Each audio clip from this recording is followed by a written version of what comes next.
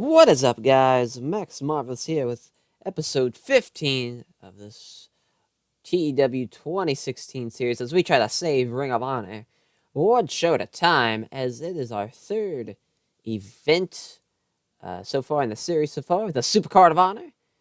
It's number 6 in all of the Supercard of Honors, as this is going to be quite the show. Usually, the Supercard of Honors for the past, I think all of them have been around Mania weekend. So this is kind of a little outside of that now. We're about 4 weeks removed from WrestleMania in game. So there's that. But that shit should be fun though. Without further ado, let's run the show though. I mean, I'm sure everybody has been dying to see this show. Hopefully, as opening pre-show match here, the Bravado Brothers take on the Kingdom as Lance pins TK O'Ryan, or pins him, Jesus. Lance Bravado makes TK O'Ryan tap out in 9 minutes and 52 seconds. The Bravado brothers keep on keeping on. I like it. As they get a 41D match there, 44 and 46 for the Bravado brothers, respectively, and another pre-show matchup. Singles match between Jason Kincaid and Kenny King. Jason Kincaid gets the win in 9 minutes. As they didn't click. Sucks to suck. But Jason Kincaid outperformed Kenny King. Did not see that coming. As we keep on going. Hot Sauce. Tracy Williams defeats BJ Whitmer in 8 minutes. Makes him tap. Kim Kelly and Taz did well. BJ was off his game again. Tracy Williams was outperformed him. Thanks to that. And they got a 37D minus. Hopefully we get all the bad matches out of the way here on the pre-show. As here we go, a little bit better. As Dalton Castle defeats Cheeseburger in 8 minutes with the bridging German. Dalton Castle with a 54. Cheeseburger off his game had a 26. And one of the boys needs change. Yeah, I remember that Brandon needed change. He's now a servant. And above average, yay. Way to go. As here we go, we are now on to the main show, as we are at the Sun National Bank Center in front of 7,420 people. We're finally running a venue where there's a lot of people. We can have a max capacity, or at least almost. I think this was an 8,000 seated arena, so we didn't sell it out, but that's fine though. As we have the opening match, Candice LeRae taking on Veda Scott. The Women of Honor Championship on the line, and Candice gets the win with the inverted Frankenstein. A poison rider dumped her on her fucking head. Got the win, and then making that defense number 1. The Women of Honor title, Candice with a 37. And Veda's improving. Alright, we'll take it. 37D minus. As then we keep on going. Triple threat match between the top prospect winners.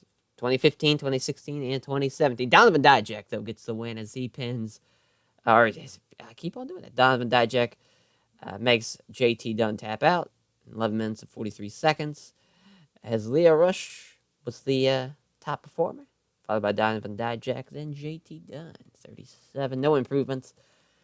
Not bad. 46. Not bad. Not bad at all. We'll take it. We'll take it. As there we go. Got a Ring of Honor 6-man tag team title matchup as Toru Yano and Roppongi Vice take on Michael Hogan and Red Dragon. Win! Toru Yano and Roppongi Vice defeat the Ring of Honor 6-man tag team champions when Yano pinned Bobby Fish. As Toru Yano and Roppongi Vice are the new Ring of Honor 6-man tag team champions. Look at fucking Kyle and Michael Hogan, 65s. Good shit. Rock's getting better at his gimmick. Get the crowd hotter. Perfect. This is exactly how I wanted this card to look up so far. Figured, the Woman of Honor match probably wouldn't do so well. We get a little bit better with the triple threat. And now it's just, we're only going up from here. This is what I'm hoping for anyways. As we have new champions so far. The Supercard of Honor is up next. Here we go. Dragon Lee Kamitachi. These two probably flew all over the place as about that decent wrestling, but didn't have much heat. Dragon Lee did defeat Kamatachi in 12 minutes and 42 seconds with a diving double foot stomp. Kamatachi with a 60. Dragon Lee, too, was off his game as well. And it got a 61. This will steal the show. And so far they have, just by a point. So, they just barely stole it. As up next, got Kota Ibushi taking on Rey Fenix as it was thrown out thanks to the interference of Silas Young, who just beat the shit out of both Kota Ibushi and Rey Fenix, basically throwing the match out before it could really get good. Because, man, I mean, Ibushi and Rey Fenix, Phoenix was off his game, but this probably would have done probably a 60. Yeah, probably a 60, if everything would have went well. Maybe even higher, maybe a 62. There's no improvements from anybody. This was also steal the show. Probably shouldn't have done that because of Silas Young. But, yeah, it's fine, though. We'll take a 54 C-. We'll take that as we have Homicide and Hangman Page. After the latest episode 14, Homicide's main event match was ruined thanks to Hangman Page. And it's to go one-on-one. As Homicide got the win in 10 minutes with the Cop Killer. As fucking Homicide. Look at that. Dragging Adam Page's shitty little match out of him. Getting a 53 out of him. That's awesome. Tip of the hat to Homicide. They were the 67 in-ring performance. Came out of the match looking good. That's all I asked for. That's all I can ask for. As fuck yes. As the Hardys take on Strong BJ. As Broken Matt pinned Yuji Okabayashi with the extreme combination. Stoked the Akaway. Distracted both Hardys, but was no use. His brother Nero had a 94. That motherfucker is just killing it. Like, he is unbelievable. Daisuke was the weak link. He got a 47. As Yuji Okabayashi outperformed Matt Hardy. That's really good. That's very surprising. Any improvements? No. I'll take it though. Just a regular match, and it's done. So far, the best rating on the card so far. A 68C+. I'll fucking take it. Good shit, man. These events. That's all I ask for. Just have great events, and we'll be just fine. And so far, we're doing that. As we still have a lot more matches on the card. As up next, ACH taking on Kenny Omega, the cleaner. Kenny Omega, as Kenny gets the win in 18 minutes with a V-trigger. As, man, if half these dudes are off their game, if they weren't, man, this would be even better. And I'm still a 63, and ACH is off his game. Good shit. Good shit, Kenny. As then we have a Ring of Honor television title matchup as the Villain takes on Matt Sydal. As the Villain gets the win. The cross-faced chicken wing makes him tap out in 13:28, making that defense number 6. The Ring of Honor World Television title. Marty Scurll is fucking killing it. Well, in this match, he only got the 44. Matt Sydal killed it. He got a 66 and he was off his game. But this is, can't ask for more. Marty Scurll. Wish he would be a little bit better in the ring. Wish he'd be 50 to 55, but as long as he keeps on having good matches like this, he'll be just fine. The Ring of Honor television title, because I believe this will up the prestige of it even more after that 61. I think it's at a 55 right now, so that should up it. But as Marty Scurll was celebrating with his championship, Penta El Zero Miedo attacks Marty Scurll from behind as he tries to break his arm, but Marty Scurll reached for that umbrella and tried to back him away from it before he can break the arm. As man, Penta El Zero Miedo has a sight set on the Ring of Honor television title. They had a awesome match at Bola last year. That was one of my favorite matches that weekend. And it's going to be awesome to see how this plays out here. Two of my favorites on the independent, actually just in the whole wrestling world in general, going at it. Should be awesome, hopefully. As we have the Ring of Honor Tag Team title matchup, triple threat rules here. The Young Bucks The Killer Elite Squad and the Briscoe brothers when the Young Bucks steal a win here. I want to say, KS, they hit the choke bomb, and the Young Bucks, super kick them out of the ring, go to the top rope, run, do like a 450, and then maybe do the moonsault in the 450, so kind of the rest of the more bang for your buck without doing the Finley roll into it to steal the win, making that defense. Number 3 of the Ring of Honor World Tag Team titles, as David Boyce, as KS kind of were shit. Other than that, everybody else did great. Jay and Mark, 85, 73. Matt and Nick, 77 and 83. As both the Bucks and the Briscoes have excellent chemistry. Good shit. Good shit. I was afraid of KS because really they're great brawlers, but as far as like a storytelling regular match, probably not the best. But what can you do? They're a thing. As that got a 68C plus, and then we have a hype video. It's co-main event time for the Ring of Honor World Heavyweight Championship of the World. Adam Cole and Christopher Daniels, two polar opposite people. One man's 45 years old, never had a world championship. The other's 27 and been a Ring of Honor champion 3 times. But can Christopher Daniels do it? Can you? The 15-year Ring of Honor journey, can it be completed with a Ring of Honor world title? Or will Adam Cole continue his winning ways? Let's see what it is. I'm sure the video, it's one of those where we show from that first night in the Murphy Rec Center. He didn't shake Daniels and Loki's hand. Kind of culminating all the clips, all the way through the prophecy of Daniels, and then you start throwing in Adam Cole, and he was in Future Shock with Kyle O'Reilly, and then it just kind of the path to get here, pretty much, is the focus. As I got a 60, not bad at all. As it got a 70, C+, fuck yeah. As Adam Cole does defeat Christopher Daniels in 20 minutes, pretty much, 1956, if you want to be an asshole, as he wins with the Panama Sunrise, making that defense number 3 of the Ring of Honor World Championship. As they didn't click, I'll take it, though. The fucking best match of the card so far. Got a 70 C+, Adam Cole with the 73, Daniels with the 62. I just want to break down real quick. This is happening. I'm recording this about 2 hours before the anniversary show. That's happening, this match, the main event. For what I'm sure, once this is out, everybody knows. It's probably already been done. But Christopher Daniels, I'm very excited for that match, in person, or in the real world, of it being the 15th anniversary, kind of building up the same way I did here, where it's the 2 polar opposites of each other.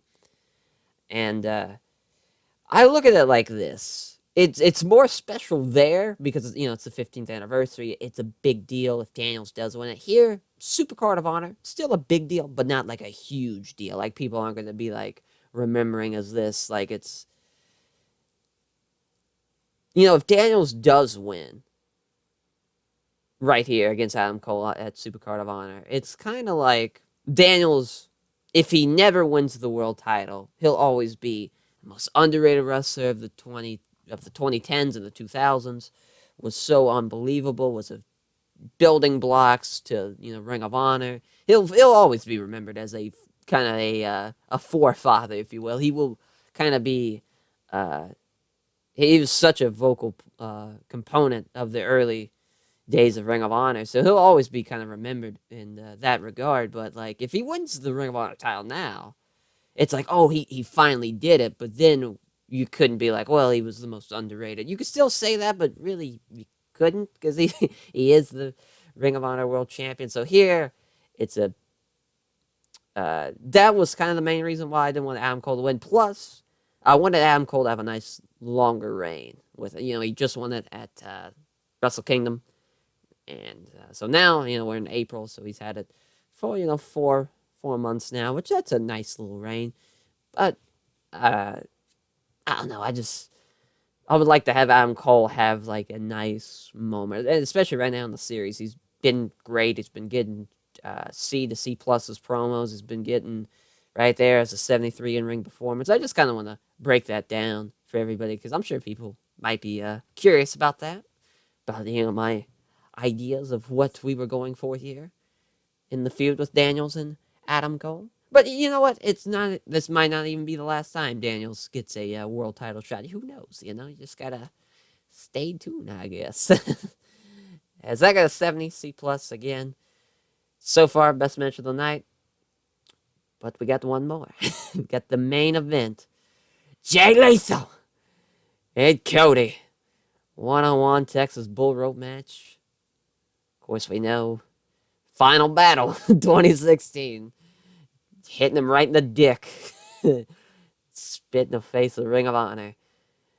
As Cody is kind of the antithesis of what Ring of Honor is not, Was of course, in WWE forever.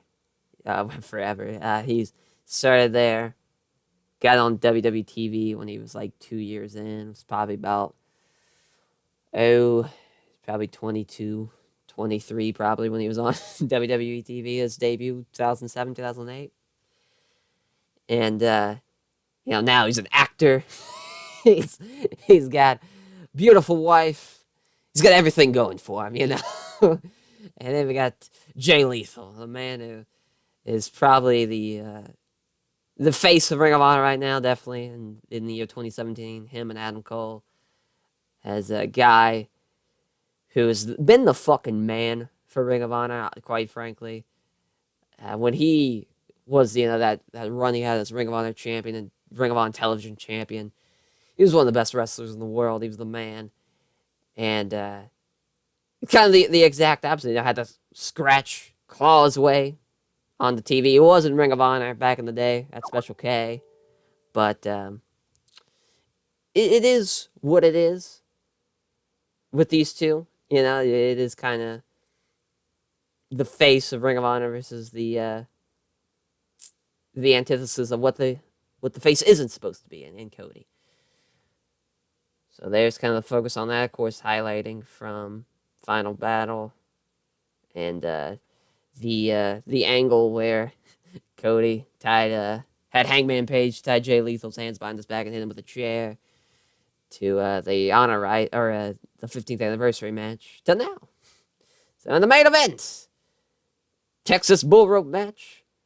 Cody defeated Jay Lethal. 370 has already closed the video. He's already just, God damn it. As Cody gets the win with a crossroads in 13:46. I'll be goddamn. With Jay Lethal losing, it's not the end for Jay Lethal. Absolutely not. This is just very much an upset type of thing with Cody getting the win, and we can see where he goes from here. I mean, obviously he's, with all intents and purposes, right now he is the number one contender, and of course Adam Cole is still the Ring of Honor World Champion. So that's a very interesting thing we have now. We might have Bullet Club versus Bullet Club at Global Wars. We might do something completely different. Who knows? I guess we just gotta find out. Keep on watching, keep on waiting, and see how it develops. But what a main event! What a show! As increased the popularity in all 11 regions, we got a 69. 69. As besides the Kota Ibushi Rey Fenix match, just about everything did exactly what I wanted to do. We start out, we're going to start out slow with the Cancel Ray Reyes Scott match, but then we're going to get a little bit better. Donovan Dijak and JT Dunn and Leo Rush. Surprised the 6-man tag match did a 60. Honestly, I was thinking 50 to 52, maybe even lower. And then it was up to the races from here. Homicide Island Page was a little nervous about. Got just about what I expected. It could have been a lot worse, honestly, if both guys were off their game or something. The Hardys of Strong BJ, fucking, did not see that coming. Did not see that coming being a 68. But that is some good shit there. That if we move forward to Global Wars, the Hardys, they're probably right there for the #1 contenders for the Young Bucks again. Marty Skrull, Penta El Zero Miedo's a thing. Silas Young interfering with Kota Ibushi in the Rey Fenix match. Homicide has got his win back. Kenny Omega's a guy who's gotten a couple of wins on some big shows. He beat Dalton Castle, and now he just beat ACH. Interesting to see where we go from here as we make some speeches here. Let's put over Adam Cole. Bye-bye. Brother Near again, because he got a fucking 94. You know what, Jay Lethal? Hey, listen, you can't win them all, bud. You'll be fine. You're still awesome. As that will do it for the episode. Hope you guys enjoyed, and we'll see you next time for this Ring of Honor series. Yeah.